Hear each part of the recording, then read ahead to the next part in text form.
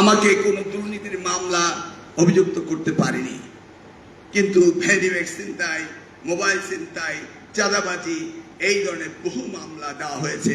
এবং এই কুমিল্লা কারাগারে সর্বমোট 3.5 বছর আমি ছিলাম। যে শাসনগাছা, এই এগ্রিকালচার ফার্মের পুকুরের পূর্ব পাশের কোয়ার্টার ছিল আমার আব্বার, এটার দায়িত্ব ছিলেন আমার বাবা। যেখানে আমার জন্মগ্রহণ হয়েছিল সেই মাটিতে আমি মাত্র 4 বছর বয়স ছিলাম। ব্রাহ্মণবাড়িয়ার বিবাড়িয়া হাই স্কুল থেকে আমার লেখাপড়া শুরু, তারপর চলে গেলাম ঢাকায়, ক্লাস 3 থেকে আমি ঢাকায়। সেই কুমিল্লা কারাগারে আমি 3.5 বছর কাটিয়েছিলাম। এক কারাগার থেকে আরেক কারাগারে যখন আমাকে নিয়ে যায়, রংপুর কারাগারে গিয়ে দেখি হঠাৎ করে শত শত আসামি এসছে, তারা পরীক্ষায় নকল করতে গিয়েছিল, সেই জন্য তারা ঢুকেছে। আমি তাদের সকলের সাথে আলাপচারিতা হলো এবং আমি সেখানে থাকার সময়ে প্রচুর খাবার দাবার সেই উত্তরাঞ্চলে এমপিরা নিয়ে গিয়েছিলেন, আমি সেই মিষ্টি এগুলি তাদেরকে বিতরণ করতাম, সাহায্য করতাম। একদিন পরে দেখি আমার খাবার দেওয়ার কোনো লোক নেই। জেলারকে ডেকে বললাম, কি ব্যাপার, প্রায় 250-300 আসলো, একদিন পরে সব বেল পেয়ে গেল, 1980 পাবলিক পরীক্ষার অ্যাক্ট রয়েছে, কিভাবে পেল? বললো যে স্যার, ওখানে শুধু পাবলিক পরীক্ষারই লেখা আছে, অন্য কোনো পরীক্ষার কথা লেখা নেই। এবার ডেফিনেশন পাল্টিয়ে দিয়েছি, এনি টাইপ অফ এক্সামিনেশন, চাকরির জন্য হোক, শিক্ষক নিয়োগের জন্য হোক, ব্যাংকের এমপ্লয়ি নিয়োগের জন্য হোক, প্রত্যেকটি হচ্ছে পাবলিক পরীক্ষা। বুঝতে পেরেছেন তো? মানে এখান থেকে পার পেলেও নকল করবেন নিয়োগের ব্যাপারে, সেটাও এই ডেফিনেশনে ঢুকিয়ে দিয়েছি। একটি বিষয় নেই যে আমি ঢুকাইনি। মন্ত্রী হলেন কয় তারিখ? ফেব্রুয়ারি 18 তারিখ, তাই না? এর মধ্যেই আমার গবেষণায় সবকিছু ধরা পড়লো কি করে? কারণ ওই 17 বছর যখন বিরোধী দলের রাজনীতি করতাম, তখন আমি এডুকেশন রিফর্ম ইনিশিয়েটিভ বলে একটি সংগঠন চালাতাম এবং শিক্ষাকে নিয়েই আমি গবেষণা করতাম। এবং আমার সব গবেষণার পত্র আমার কাছে রয়েছে। এবং সর্বশেষ আমাকে পিএইচডি করাতে চেয়েছিলেন আমার প্রধানমন্ত্রী, তিনি করিয়েছিলেন। উনার নির্বাচিত বিষয় সেটি হচ্ছে technical and vocational education and training. অর্থাৎ আমার ইচ্ছে হয়েছিল যে আমি হিউম্যান ক্যাপিটাল ডেভেলপমেন্টে রিসার্চ করব এবং হায়ার এডুকেশনের জন্য উনি হায়ার এডুকেশনকে কেটে আমাকে দিয়েছিলেন টিবেট। কারণ বাংলাদেশের আর্থসামাজিক উন্নয়নের জন্য কারিগরি শিক্ষার কোনো বিকল্প নেই। সেই জন্যই আজকে আমাদের ওই কালাম সাহেব এমপি সাহেব বললেন যে আমাদের এইটা একটা ডিভিশনের দরকার। কারণ এখানে আমি এগ্রিকালচার ইউনিভার্সিটি দিতে পারিনি এই ডিভিশনাল কনসেপ্টে, আমি ইঞ্জিনিয়ারিং কলেজ দিতে পারিনি, আমি টেক্সটাইল ইউনিভার্সিটি দিতে পারিনি, আমি অনেক কিছু দিতে পারিনি এই কনসেপ্টে। সেই সাথে আমাকে মঞ্চে বললেন ব্রাহ্মণবাড়িয়ার এমপি মান্নান সাহেব, যেখানে আমি 3 বছর ছিলাম, আমার শৈশব কেটেছে ওই তিতাস নদীতে স্পিড বোটে ঘুরে আব্বার সাথে। নবীনগর সরাই সব উপজেলা আব্বা পরিদর্শন করতে যেতেন, আমি প্রত্যেকটি উপজেলায় গিয়েছি। তিনি একটি স্কুল অ্যান্ড কলেজের কথা বললেন, আমি বললাম মাঝখানে একটু টি লাগিয়ে দেন, টেকনিক্যাল স্কুল অ্যান্ড কলেজ। বুঝতে পেরেছেন তো?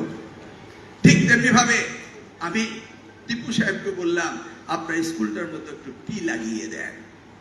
কারণ মানব সম্পদ করতে হলে আমাদেরকে তার কোনো বিকল্প নেই। মনির হক চৌধুরী সাহেব চলে গিয়েছেন, উনি কুমিল্লা ভিক্টোরিয়া কলেজের যে বেহাল অবস্থা সেই সম্পর্কে আমাকে অনেকগুলো বিষয় অবগত করলেন মঞ্চে বসে বসে।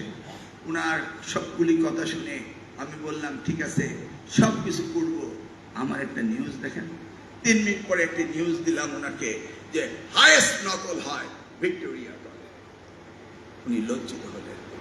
না, আগামী দিতে হবে না, হয়েছে। সেই সাথে আমাকে বললেন আরেকটি কলেজের কথা, অজিত গুহ মহাবিদ্যালয় কুমিল্লা, সেখানে তারা বছরে 2 লক্ষ বার্ষিক লিজ ফি 2,82,000 টাকা দিতে হয়। সরকারি জায়গায় লিজ দিতে হয়, গভর্নমেন্ট টু গভর্নমেন্ট। এমপিও নাই, শিক্ষকদের, ছাত্ররা নাই, চলে যাচ্ছে।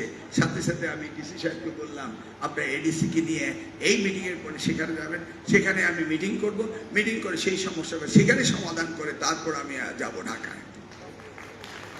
আমি কোনো সমস্যাকে যেয়ে থাকতে দেই না, প্রত্যেকটি সমস্যাকে আমি তাৎক্ষণিকভাবে অ্যাড্রেস করি। এবার আসা যাক আবারও আমাদের নকলের ব্যাপারে। আমি একজনের কাছে শুনতে চাই কোন জায়গাটিতে আমাদের দুর্বলতা রয়েছে, স্পেসিফিক একটু বলেন। একজন দাঁড়িয়ে বলেন, মাইক্রোফোনটা দৌড়ে তার কাছে দিবেন। No address, just pin point. যে শব্দটি শুনতে চাই যে এখানে এটা করলে ভালো হবে।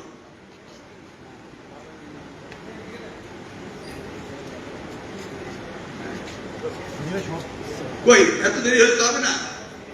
আসসালামু আলাইকুম, আমি প্রধান শিক্ষক ফুলগাজী সরকারি private high school Phulgazi Feni. মাননীয় মন্ত্রী মহোদয়কে পেয়ে আসলে আমরা ধন্য গর্ববোধ করছি।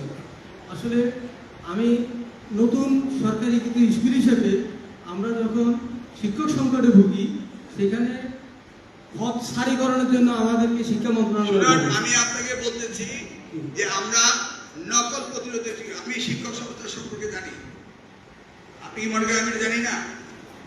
Let me sit down first and I will address everything.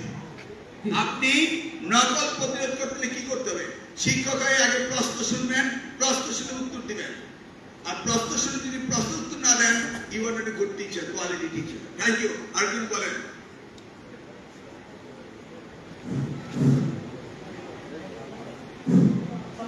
আসসালামু আলাইকুম ওয়া রাহমাতুল্লাহ। স্যার, আমি সরকারি টেক্সটাইল ভোকেশনাল স্কুল কুমিল্লা। হ্যাঁ বলেন।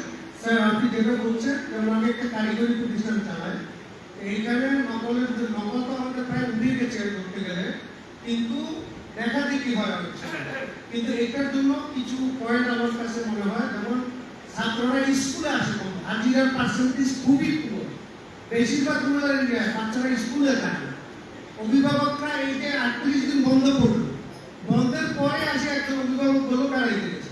তো বুঝেন আমার 38 দিন বন্ধের পরে বাচ্চা স্কুল আসে। এটা আচ্ছা, আমরা পয়েন্ট ওয়াইজ দেখে উনি বললেন নকল হয় না, কিন্তু রেজাল্ট ড্রপ করেছে, মানে নকলের কালার পরিবর্তন হয়েছে নাকি স্টাইল পরিবর্তন, দেখা দেখি হয়েছে, তাই না? দেখা দেখি হয়। এটা রেজিস্টার করবেন কে? আপনারাই তো নাকি? সেই জন্য আমি আবারও আপনাদেরকে একটা নোটিশ দিয়েছি, কিনা জানি না, মন্ত্রণালয় থেকে। আমার বাড়িতে 16টি ক্যামেরা দিয়ে একটা সিসি ব্যবস্থা, মানে ক্লোজ সার্কিট ক্যামেরা ব্যবস্থা করা হয়েছে। সর্বসাকুল্যে এটার দাম পড়েছে 46,000 টাকা রিসেন্টলি।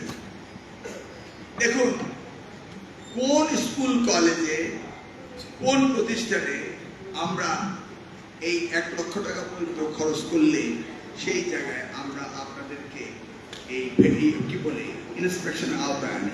আমার মনে আছে আমি 1 লক্ষ টাকা পর্যন্ত সেই সময় ফ্রি বলে দিয়েছিলাম, একজন প্রতিষ্ঠানের প্রধান তিনি খরচ করতে পারবেন। তাহলে আমার যদি সিসি ক্যামেরা প্রত্যেকটি ক্লাসে থাকে, আবার এটা রেকর্ডিং সিস্টেম থাকে, তাহলে ছাত্রছাত্রীরা যদি ঘাড় ঘোড়ায়, যিনি কেন্দ্র সচিব ওনার অনুপস্থিত দেখতে পারেন, আর যারা ক্লাসরুমে আছে তারা তো দেখতে পারেন। আপনি কি ভয় পান যে আপনি মব অ্যাটাক করবেন? সেই আমরা দলের কথা, আমি সেখান থেকে ফেরত যাচ্ছি ঢাকার দিকে। এখানে একটা নিমতলি নিমসা, সেই স্কুলের সামনে দিয়ে যাচ্ছি, তখন প্রায় সন্ধ্যা 7টার কাছাকাছি। হঠাৎ করে দেখলাম ভিতরে বাতি জ্বলছে। বাতি জ্বলে কেন? পরীক্ষা তো শেষ হয়ে গিয়েছে। খুব ইনকিউজিটিভ মাইন্ড, আমি ভিতরে গেলাম, গিয়ে দেখি কেন্দ্র সচিবরা বান্ডেল করছে। সময় লাগে না বান্ডেল করতে, ব্যাগ করা, সবকিছু করা। তো আমি জিজ্ঞেস করলাম খবর কি? ওই 2জন বহিষ্কার হয়েছে। কোন রুমে? এই রুমে। কে বহিষ্কার করেছে? আমি ভেবেছিলাম শিক্ষক বহিষ্কার করেছে, তাকে আমি বাহবা দেব। তো বললো যে ফিশারি অফিসার। আচ্ছা, ফিশারি অফিসার বাইরে থেকে ইনভেস্টিগেশন টিমে আসছে, কয় মিনিট ওই স্কুলে ছিল? 5 মিনিট 10 মিনিট, আমি রাইট? 5 মিনিটে যদি তিনি একটি ক্লাসে গিয়ে নকল ধরতে পারেন, আর ওই ক্লাসরুমে 2জন শিক্ষক ছিল, তারা যদি নকল না ধরতে পারেন, তা আমি লিস্টটা নিলাম কোন কোন শিক্ষক ছিলেন। বললেন এই 2জন শিক্ষক ছিল। তারপরে ওখান থেকে বোর্ডে ফোন করে ওনাকে সাসপেন্ড করলাম। কি আমার করাটা কি ভুল হয়েছে? মনে আছে? সকলে শাস্তি দিয়েছিলাম যারা ইনভলভ হয়েছিল, জ্ঞাত সারে অজ্ঞাতভাবে আবার 2 বছরের মাথায় সব ছেড়ে দিয়েছিলাম, মনে আছে আপনাদের? কারণ আমি বুঝিয়েছিলাম আই মিন বিজনেস। তাহলে এই যে ঘাড় ঘোড়া, আমি কয়েকদিন আগে ভিকার ভার্সেস হাবিবুল্লাহ ভাট আমার মন্ত্রণালয়ে দুই কলেজ প্রতিনিধিকে আলাদা রেখে আমি তাদেরকে সামনাসামনি জেরা করেছিলাম আপনার বিষয়টি নিয়ে। বুঝতে পেরেছেন তো? জি স্যার। স্যার আমি বিনয়ের সাথে বলছি, আমার আরেকটা মিনিট কথা বলার সুযোগ দিয়েছি। আর দুটো পয়েন্ট আমার কাছে যেটা মনে হয়, দেখা দেখি কেন করে বিষয়টাতে আমরা নজর দিচ্ছি না। ওরা দেখা দেখি করার মেইন পয়েন্ট হলো তারা স্কুলে আসে না। দ্বিতীয় নম্বর হচ্ছে স্যার, আমাদের যে এমপিভুক্ত স্কুলগুলা, এগুলাতে পাশের পার্সেন্টেজ যদি কমে যায়